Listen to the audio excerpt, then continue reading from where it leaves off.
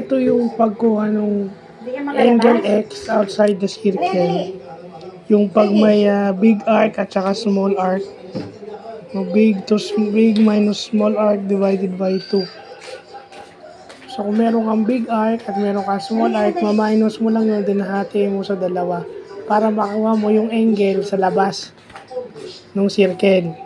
At syempre, sisingit lang natin tong Euler's theorem o yung Euler's rule of yung Euler's theorem sa in-reduced formula na may formula na d squared is equal to big R times big R minus 2R.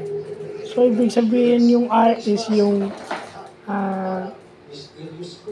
yung mas malaki yung radius sa loob, and then yung R yung radius sa labas.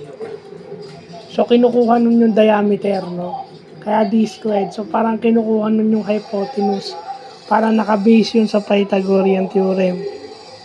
So, nag-formula transformation tayo dito. Paano pag hinahanap yung R? So, ayan na. Gumawa na rin tayo based dun sa nakuha nating given. So, yun lang. Ang lawak ng trigo, no? Basta anything na may triangle, trigonometry yan. So, inaano natin. Pinag-aaralan talaga natin yan. Kasi hindi pwede hindi.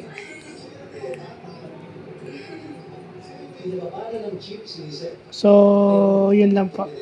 And ito 2 concepts in one block. So, yun lang po.